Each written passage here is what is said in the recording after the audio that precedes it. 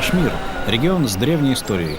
«Все прошло по Кашмиру», утверждал Николай Рерих. Здесь древние пути Азии. Легендарные сведения о регионе относятся ко временам Махабхараты. Это времена противостояния династий и появления религий.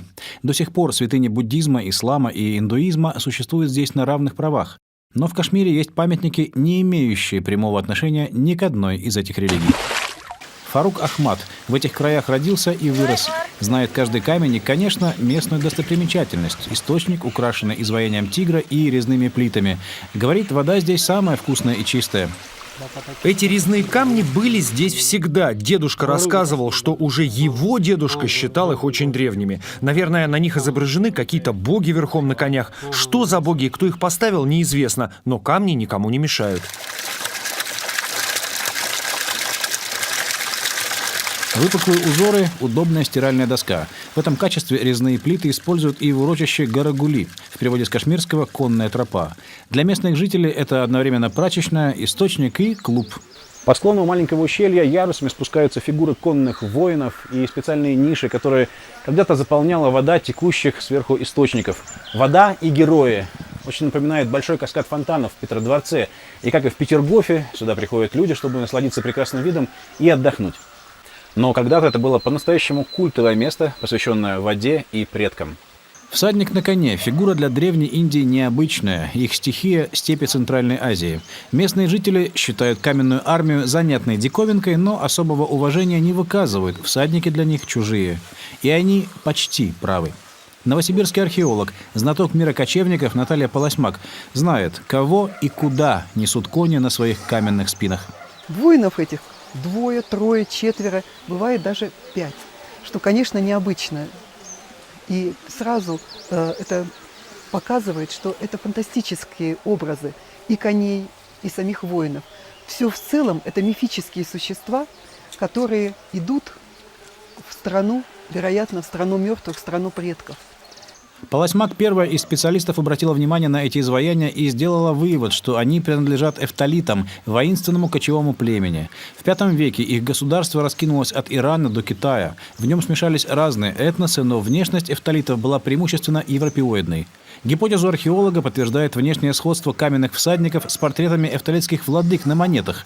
Большие прямые носы, тонкие закрученные кверху усики, деформированные затылки. Это была специального рода деформация, которая делалась с детства, чтобы сделать череп определенной формы, таким образом выделить этих людей из всех остальных. То есть считалось, что эта особая форма головы заменяла эфталитам корону, то есть выделяла их из толпы. До недавнего времени монеты были чуть ли не единственным материальным свидетельством. О существовании мощного государства ученые знали в основном по письменным источникам. Летописцы этих выходцев из Центральной Азии, эфталитов, нередко именовали белыми гуннами. Существуют письменные источники, которые рассказывают о том, как гунны пришли в Кашмирскую долину. Согласно древним текстам, это были разрушители, они ничего не строили, а только сжигали все вокруг. Тому есть подтверждение. При раскопках ряда памятников был обнаружен толстый слой пепла, датируемый как раз IV-V веками нашей эры. Исследование Полосмак, который поддержал авторитетный фонд Герды Хенкель, напротив, показывает, что эфталиты были вполне веротерпимы и созидательны. Они не только разрушали, но и строили. На изваяниях, выполненных в особом стиле, можно найти мотивы, близкие к традициям индуизма. Плиты с бытовыми и ритуальными сценами указывают на особую роль женщин в жизни этого народа. На древних камнях все отчетливо проступает сенсация мирового масштаба. И каждый рисунок добавляет новую информацию. К сожалению, сегодня урочище Гарагули страдает от своей популярности.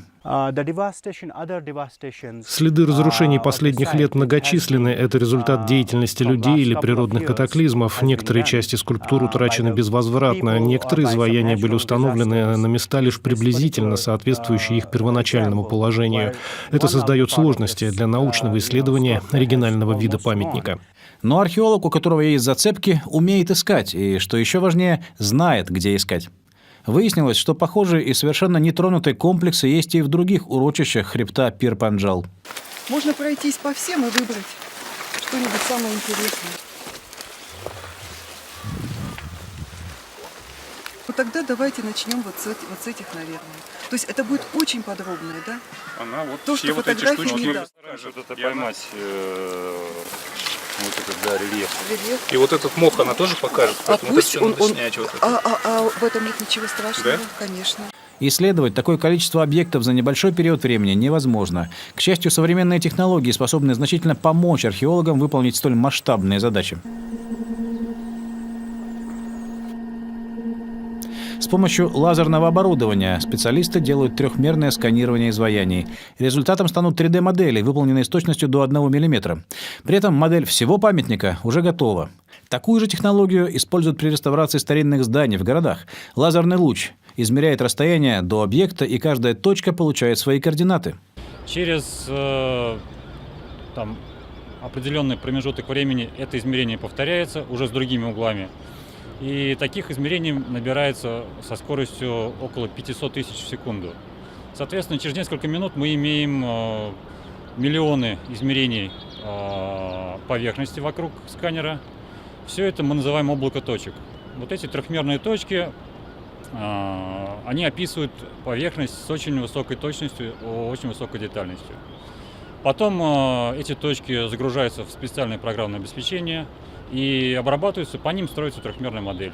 Благодаря трехмерному сканированию ученые привезли в Новосибирск не больше, не меньше виртуальный музей. В первую очередь, чтобы продолжить изучение памятника уже в лабораторных условиях. Каменную книгу необходимо прочитать внимательно. По сути, новосибирские археологи обнаружили материальные свидетельства существования древнего народа и древнего государства. А ведь еще недавно считалось, что в Индии от него остался лишь пепел и горсть стершихся монет. Антон Лучанский и Иван Осинцев. Джамму и Кашмир, Индия. Специально для событий недели.